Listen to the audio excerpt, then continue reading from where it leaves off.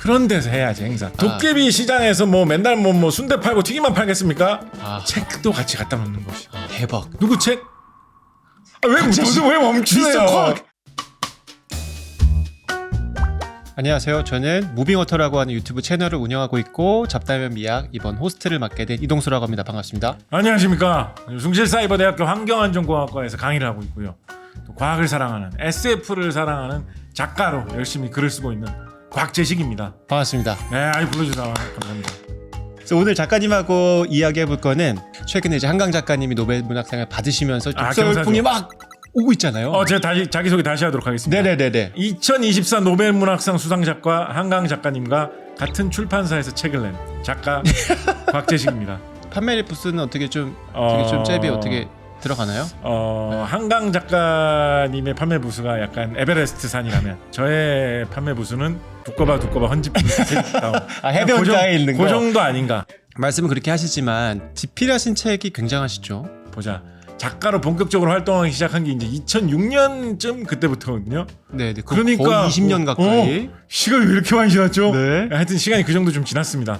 꾸준히 열심히 어떻게든지 달라붙어가지고 이 바닥에서 튕겨나가지 않고 있다 보니까 그래도 1년에 한두 권씩은 책을 이제 꾸준히 썼어요. 그 중에 내가 이 책은 내가 생각해도 조금 괜찮은데? 요건 조금 더 팔려도 좋겠는데? 약간 그런 책 있으세요? 사실 그런 책이 많죠. 그런 책이 많은데 일단 저는 이제 소설을 쓰는 것부터 책을 쓰기 시작했기 때문에 한 권을 뭐 추천을 한다 이런 식으로 하면 제 단편 소설만 묶어서 낸 책으로 처음 나온 게 당신과 꼭 결혼하고 싶습니다라는 단편 소설집이거든요. 연애? 뭐 그런 이야기도 있고 뭐 그런 건데 이제 영화사의 영화화 계약도 돼서 판권도 팔렸었고요. 아직 영화는 제작이 안 됐어요. 코로나 막 맞고 막 이래가지고 제작은 안 됐는데 하여튼 뭐 판권도 잘 계약이 됐었고 한 6, 7년 정도 작업을 한 것 중에 약간 좀 대표작만 좀 선별한 좀 그런 거거든요. 아하. 그러다 보니까 그거를 좀 읽어보시면 곽재식이라는 작가는 약간 요런 글을 좀 좋아하는 사람이구나 이런 게 좀 보일 수가 있을 것이기 때문에 시작은 그 책으로 해보시면 좋을 거다라고 항상 얘기를 많이 하죠.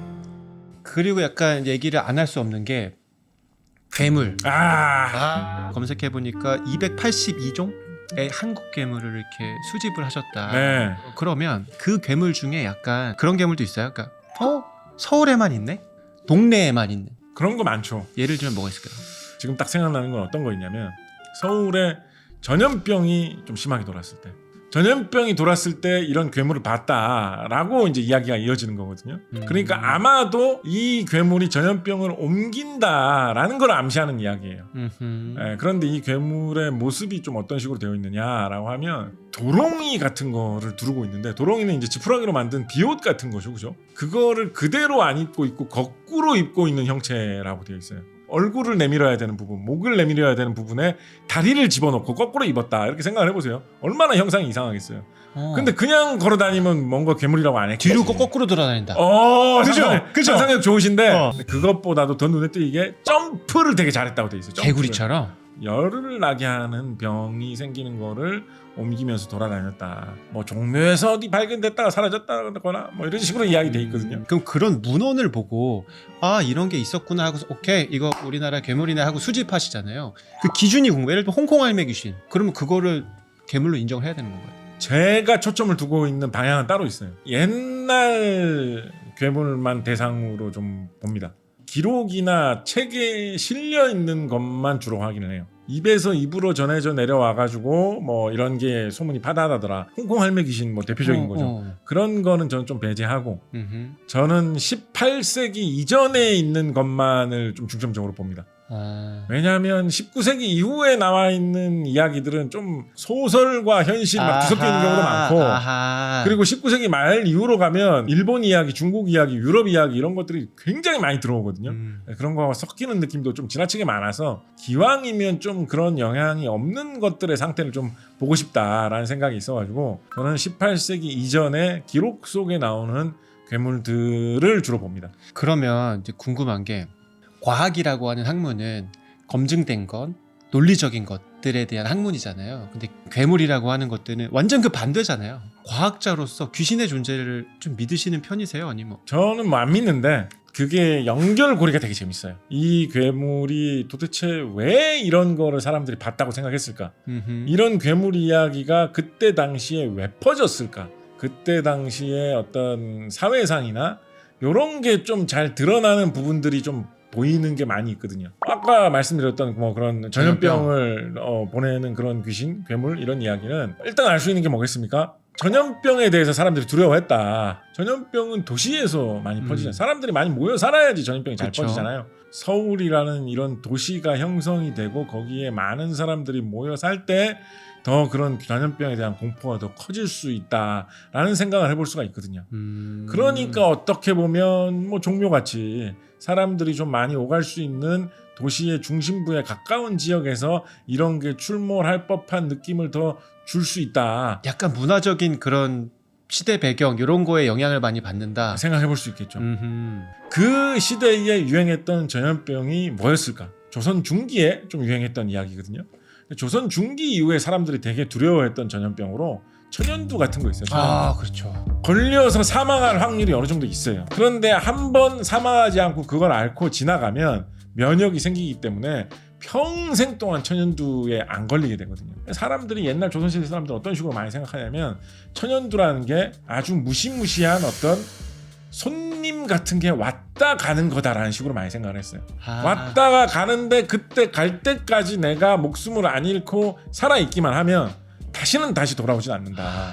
그런 식으로 많이 생각을 했거든요. 그런 생각이 그런 괴물 같은 데 좀 투영되는 것 같아요. 굉장히 점프를 잘하면서 돌아다니기 때문에 이 집 저 집에 어느 날 난데없이 갑자기 방문을 하는 거지. 그리고 점프라는 게 이제 난데없음을 약간 뜻하는 거니까. 그리고 한 번 찾아온 그 집은 이제 두 번 다시 돌아오지 않는다. 뭐 이런 식으로 이제 이야기가 연결되는 것 같거든요. 그래서 이야기를 사용할 수 있는, 활용할 수 있는 폭이 이런 식으로 과학의 눈으로 사실적으로는 어땠을까를 생각하면서 탐구하기 시작하면 점점 이야기가 좀 어떻게 보면 역사와 그때 당시에 사회상과 겹쳐져가지고 점점점 더 구체화되고 더 두꺼워지기 시작하는 거죠. 종합예술이네. 그러면 이제 보통 괴물, 귀신들이 과거에 있었던 그런 것들이 쭉 이어져 온다고 하는데 혹시 최근에 나오는 그런 현상들도 있을까요? 일부러 만들어내는 경우도 요즘 좀 있는 것 같고. 요즘에는 이 매체가 너무 발달해가지고 유튜브도 있고 네. 막 유튜브에서 귀신 쫓아다니는 사람들도 있고 잡으러 다니는 사람도 있고 심령훈사랑 같이 가는 것도 있고 막. 그리고 아까 살짝 이야기하신 홍콩 할매 귀신이라는 거 있지 않습니까? 그거 진짜 좀 황당하지 않습니까? 홍콩 할매 귀신 특징 뭔지 아세요? 고양이하고 뒤섞여 있다는 게 특징이에요. 그렇죠. 90년대 초에 홍콩 할매 귀신이라는 게 되게 유행할 때 맞아요. 이런 거는 사실은 그냥 누가 봐도 뒤에 지어내서 갖다 붙인 이야기인데 홍콩의 어떤 할머니가 비행기를 타고 가다가 사고를 당했는데 그러면서 비행기에 같이 실었던 고양이하고 뭔가 섞여가지고 홍콩 할매 귀신이 돼가지고 한국에서 돌아다니고 있을 때는 반은 고양이 반은 사람인 모습으로 돌아다니면서 어린애들을 해친다. 기억났어. 맞아, 그런 거죠. 이 이야기가 왜 유행했을까요? 저는 나름대로의 이론을 갖고 있습니다. 이런 홍콩 할매 귀신이라는 그거하고 거의 비슷한 형태의 그런 게 등장하는 우리나라의 옛날 영화가 있어요. 목 없는 여 살인마라고 하는 영화가 있습니다. 이 영화에 어떤 장면이 나오냐면 억울하게 죽은 그 젊은 여성이 그 한을 품고 복수하기 위해서 할머니를 저주를 해가지고 그 할머니가 고양이의 혼이 씌이게 하는 장면이 있어요. 그래서 그 할머니가 고양이 흉내를 자꾸 내는 거야. 고양이도 곱게 막 그냥 귀여운 고양이 막 이렇게 흉내 내는 게 아니라 완전 이상한 고양이도 막 쥐 잡아 먹으려고 하고 막 이런 식으로 죄송해요. 우리 딸이 생각나가지고. 뭐 그렇게 귀엽게 하는 게 아니라 뭐 60년대 말 70년대 초에 좀 나왔던 영화입니다. 오래된 거구나. 근데 그렇게 흥행을 못했어요. 제가 보기에는 이거 기억하시고 계신 분 거의 안 계실 거야. 그런데 이 영화 언제 다시 리바이벌 될 기회를 얻었겠습니까? 비디오. VHS 비디오라는 게 나왔잖아요. 그렇죠. 그게 80년대 말 90년대 초에 우리나라에서 굉장히 유행을 했어요. 엄청났죠. 그래서 그때 당시 이게 다시 한번 좀 리바이벌 되면서 다시 한번 많은 사람들의 눈에 비치게 된. 그 뭐 이상한 할머니 나와가지고 막 고양이 흉내내는 이상한 거 있었어. 그런 이야기가 애들 사이에서 돌기 시작했는데 그때 마침 비디오 가게에서 VHS 비디오 테이프로 많이 빌려오던 영화 중에 홍콩 영화 전성시대거든 그때가. 그러니까 비디오 테이프 한 5개 이렇게 빌려와가지고 보다 보니까 좀 섞인 거야. 섞였다. 야, 그건 뭐였지? 그것도 홍콩 영화였나? 홍콩 할머니였냐? 섞인 거야 그게. 고양이 귀신 들린 할머니라는 캐릭터가 VHS 시대에 다시 한번 부활해가지고 돌아다니는 과정에서 홍콩 영화들하고 섞이면서 나온 게 저는 홍콩 할매 귀신이라고 생각하거든요. 그런 식으로 요즘 괴물 이야기 같은 것들도 우리 그 시대의 시대상, 그 시대의 어떤 문화 그런 거를 많이 전 담고 있다라고 생각을 하거든요. 마찬가지로 비슷하게 그런 시대상을 볼 수 있는 좀 단편이 된다라고 생각을 하죠. 이거는 진짜 제가 개인적으로도 저도 의문이에요. 글을 쓰시는 작가님으로서 혹은 한 명의 사람으로서 계속 책을 읽어야 되나? 정보의 습득은 이제 챗GPT로 하면 되고 감독은 유튜브로 들으면 되는데 책을 꼭 읽어야 되나? 책이 장점이 많아요. 책은 그 볼 때의 속도를 읽는 리듬에 따라서 자연스럽게 자기 마음대로 조절할 수가 있어요. 근데 요즘 유튜브 스트리밍 보면 빨리 감기 해서 2배 속도로 보고 멈췄다가 뒤로 따지가고 그거랑 어떻게 다를까요? 훨씬 더 자연스럽죠. 그 속도를 인위적으로 조절하려고 하지조차 않아도 돼. 책을 읽다 보면 자연스럽게 빨리 넘어가고 싶은 부분은 빨리 넘어가게 되고 음미하고 싶은 부분은 저절로 음미하게 되고 무슨 말인지 모르겠다 싶으면 다시 한 번 더 보게 돼요. 나는 1분에 한 페이지씩 넘기는데 이번에는 2배속으로 30초에 한 페이지씩 넘길까? 이런 거 생각하면서 책 페이지 넘긴 사람 아무도 없어요. 그냥 읽는 속도 따라서 넘기고 하는 거죠. 아까 유튜브와 비교 잘해주셨는데 유튜브 영상 같은 거 보면 특히나 요즘 유튜브 특징이 뭡니까? 썸네일에 낚시를 많이 붙여. 우리도 낚시 좀 많이 하실 것 같은데. 썸네일에 낚시성을 많이 붙여. 우리도 유튜브인 거 아시죠? 너무 까면 안 돼요. 예를 들어서 그거를 답을 찾아보기 위해서 그거를 만약에 영상으로 보려고 하면 어떻게 해야 돼? 10초 넘겨봤다가 20초 넘겨봤다가 30초 넘겨 계속 넘기다 보면 건너뛰었나? 다시 되돌아가가지고 또 찾아보고 왔다 갔다 하면 영상이라는 게 그렇잖아. 남이 일방적으로 남의 리듬에 따라서 던져주는 거예요. 근데 책은 내 리듬으로 내가 보기 때문에 잠깐만 이 내용은 이런 내용이잖아. 훨씬 더 내 리듬에 맞춰서 내가 보기에 좋고 내가 원하는 정보를 빨리 빡 찾아서 보기에 좋아요. 그러면 실제로 하루에 영상을 보는 시간이 많으세요? 책을 읽는 시간이 많으세요? 저는 책을 읽는 시간이 조금 더 많죠. 저 같은 경우에도 다른 사람들보다 많이 읽는 것 같아요. 근데 압도적으로 영상을 보는 시간이 더 많고 의도적으로 책을 더 읽어야 돼라고 하면서 이제 이렇게 바꾸려고 하는데 의도적으로 약간 책을 더 읽으려고 하시는 거예요? 저는 이제 이런 글 쓰는 거에 관련된 일을 하다 보니까 자연히 책을 좀 많이 읽게 될 수밖에 없는 그런 게 있어요. 굳이 애를 쓰지 않아도 생계의 압박이 나를 이쪽으로 몰아붙인다. 역시 생계다. 이런 게 있긴 한데 지금 같은 시대에는 특히 쇼츠 이런 거는 한 자리에 앉아서 30초짜리 쇼츠 이런 거 30초 다 보지도 않아. 그런 거 막 한 200편씩 연속으로 보면서 한 시간 한 2-30분 이렇게 지나고 나면 약간 정신이 이상해지는 느낌이야. 맞죠. 근데 그리고 뭐 봤는지 기억이 하나도 안 나죠. 근데 그렇게 영상은 쉽게 소비할 수 있다고. 재밌는 거 이렇게 막막 쏟아진다고. 아무런 부담 없이. 근데 그에 비해서 책은 구하러 가야 되고 돈을 주고 사야 되고 이렇게 하다 보니까 이게 문턱이 되게 큰 거예요. 문턱이. 자유자재로 뭔가 책을 볼 수 있는 그런 게 좀 더 많아진다라고 하면 이 책 보는 거의 맛을 가치를 더 많은 사람들이 느끼게 될 수 있지 않을까? 작가님만이 혹시 팁이 있다면 팁이 있다면 일상에서 책을 자주 볼 수 있는 나만의 팁이 있다면 우리 서울시에서 책 읽는 서울 프로젝트라는 걸 진행을 하고 있거든요. 이렇게 시민들이 부담 없이 근처에서 가깝게 책을 접할 수 있는 기회를 좀 많이 만들고 있는 것 같아요. 좀 부담 없이 어디서건 생활 속에서 가깝게 책을 느끼게 해주는 거, 저 이런 거 되게 좋은 방향이라고 생각하거든요. 그렇죠. 야외 도서관 뭐 이런 느낌으로 약간 뭔가 산책하듯이 야외 활동을 즐기듯이 바람 쐬듯이 이런 식으로 나왔다가 책을 싹 접하는 이런 거 저는 신선하다고 생각해요. 좋다. 그래서 야외 도서관 하는데 곽재식 특별편 해가지고 작가님 이때까지 쓴 거 막 40편 그러면서 이제 괴물들 있잖아요. 그 괴물들까지 오프라인으로 전시 쫙 하는 거예요. 팝업 스토어처럼. 팝업 스토어처럼? 시 예산만 지원해 도깨비 아까 그 점프뛰는 개구리 같은 애. 오케이. 그런데 이제 막 나오고 애들하고 같이 막 노는 거 이렇게. 이거 메이드 해야 돼.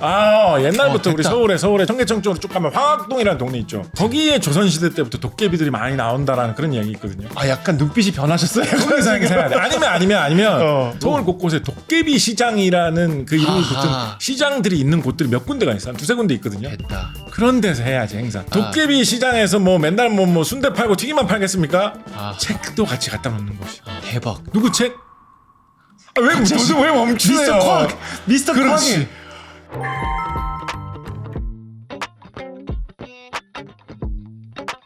하여튼 다시 중심 내용으로 돌아와서 네.